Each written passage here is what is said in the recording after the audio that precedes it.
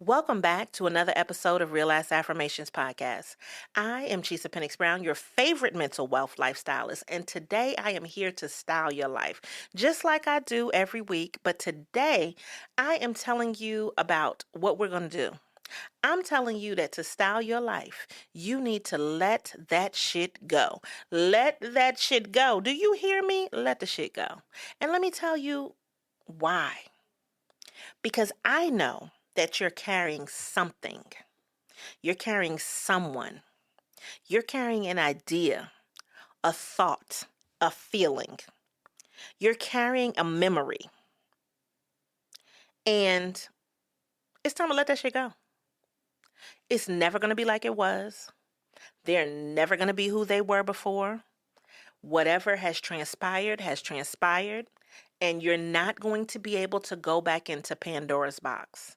You're not going to be able to time travel. And even if you were able to time travel, guess what? The person still made the fucking mistake. The thing still fucking happened. And you still would go back and try to fix it. Now, I don't know if you've ever watched The Flash. I like DC, Marvel, those types of things. So there's a character named The Flash. And in his story, what happened was he was a little boy and somebody came through, another version of the Flash, and they killed his mother. And his father went to jail because, of course, nobody believes that this flash of lightning came through and killed the mother. His father then goes to jail.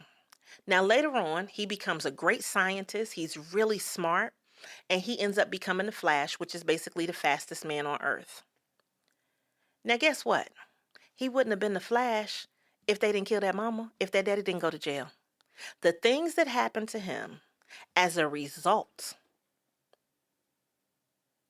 allowed him to turn into a superhero, a better person. Did he have everything that he wanted in life? Absolutely not. Would he have loved to have been with his mother and father and she never got killed and he never went to jail and he never turned into the Flash? In a lot of ways, I'm sure. But he does this thing and it's called Flashpoint, where he continues to go back to keep trying to change the shit that happened. And every time that he does that, what happens is he fucks something else up because that thing was supposed to happen. But if he would just understand that you let that shit go, put it down, stop worrying about what happened, and go forth with what is getting ready to happen, what the next thing is, focus on your future, focus on yourself, keep being a better person, do what you can do to help the most amount of people. If he would focus on that and let that shit go, he would be a better person. He wouldn't be such a tortured soul. And the problem is you are such a tortured soul right now because you're doing the same shit. Let that shit go. And I need you to understand that this is coming from a person who does not like to let that shit go. So I am speaking to me too. It is very difficult to understand why people do what they do. It is very difficult to understand why at that time you made that decision which led you to be where you're at now. It's not a parallel universe. You cannot go back and change it. But what you can do is let that shit go. Put it down. That is not your burden to bear anymore. Those are not your people anymore. This is not your place. Now you are a new creature and you need to continue to move on.